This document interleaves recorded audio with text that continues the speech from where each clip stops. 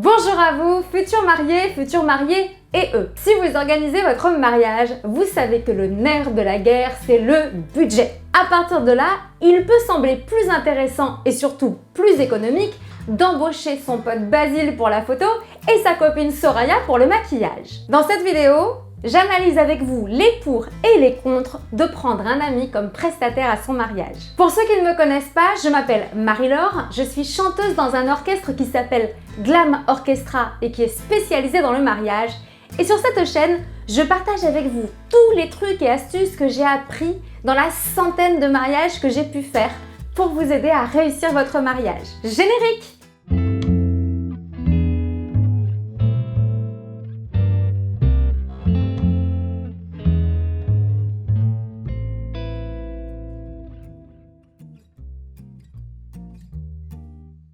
Le premier contre, et qui est directement issu de mon expérience, ça va être le manque d'engagement. A fortiori, si votre ami vous offre la prestation.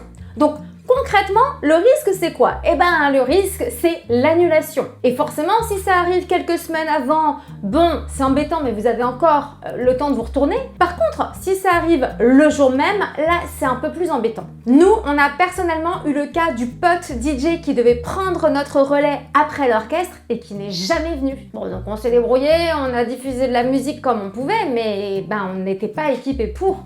Donc forcément, pour les mariés, c'était pas forcément drôle. Donc, mon conseil pour prévenir ce risque, ça va être de prévoir quand même une petite rémunération, voire un contrat pour que votre ami se sente engagé. Et si jamais il vous offre la prestation, prévoyez un plan B en cas de désistement. À l'opposé, si votre ami est vraiment fiable ou qu'il vous fait sa prestation à moindre coût, ça peut être une réelle source d'économie dans un budget. Et forcément, ça, c'est du budget en plus pour une prestation que vous n'auriez pas forcément pu vous offrir. Ça reste donc une option à étudier, mais en connaissance de cause. Le second contre, il va tenir au professionnalisme et à l'expérience de l'événement du mariage. En effet, c'est pas parce qu'on est un excellent photographe animalier qu'on est un bon photographe de mariage. Il y a tout un tas de savoir-faire qui va être lié à l'événement. Des moments à ne pas manquer, des émotions à saisir, des pauses même éventuellement. De même, ce n'est pas parce qu'on est un excellent chanteur qu'on va savoir mettre l'ambiance jusqu'au bout de la nuit. Pour réussir une soirée, il faut avoir un répertoire adapté, une capacité d'adaptation et une technique qui tienne la route pour éviter de casser les oreilles à vos amis et aux voisins. Bref, ce sont des métiers à part entière. Ce qui veut bien dire qu'au-delà de la maîtrise de l'art, il va falloir vérifier la maîtrise de l'événement. Cependant, on peut quand même relativiser ce que je viens de vous dire, parce que c'est vrai qu'il y a des prestations qui sont moins stratégiques que d'autres. À titre d'exemple, si votre copine Soraya s'occupe du maquillage et qu'elle ne vous fait pas le plus beau maquillage qui soit, bon, ça va pas jouer sur la réussite et sur l'ambiance du mariage, on est d'accord. Dans certains cas, même, ça peut être plus intéressant d'avoir un ami prestataire parce que ça peut apporter de l'émotion. Exemple, si vous avez un ami chanteur, qu'il intervienne à la cérémonie, ça peut donner un surplus d'émotion et du coup, c'est pas si grave que ça si c'est moins bon qu'un professionnel parce que c'est votre ami. Du coup, quand vous allez vous poser la question de prendre cet ami comme prestataire, demandez-vous si vous acceptez que la prestation soit de moins bonne qualité qu'avec un professionnel et demandez-vous si la prestation est stratégique pour la réussite du mariage. Dernier point de vigilance, le manque d'investissement qui peut résulter de la position un peu bancale de l'ami invité et prestataire. En effet, quand on est prestataire sur un mariage, on doit être dédié à 100% à la réussite de celui-ci. Ça veut dire qu'on est toujours disponible et aux aguets de l'action qui se passe. Je vous donne un exemple, un photographe, bien sûr qu'à un moment il va devoir manger, mais la vérité c'est que sa priorité ça va être de prendre en photo par exemple le discours du papa.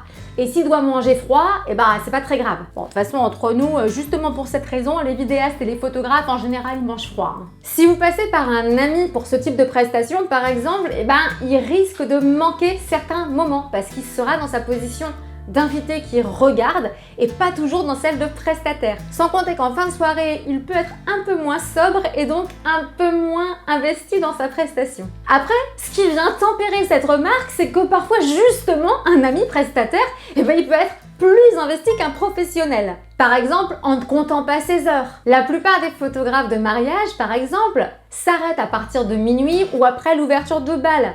Parce que ils y sont depuis 8 h du matin et que globalement ils ont couvert le mariage. Mais c'est vrai que forcément ils vont passer potentiellement à côté de certains moments qui se déroulent après. Alors qu'un ami photographe, forcément, lui, il va sans doute rester jusqu'au bout de la nuit et potentiellement continuer à s'investir dans votre mariage sans vous demander de contrepartie.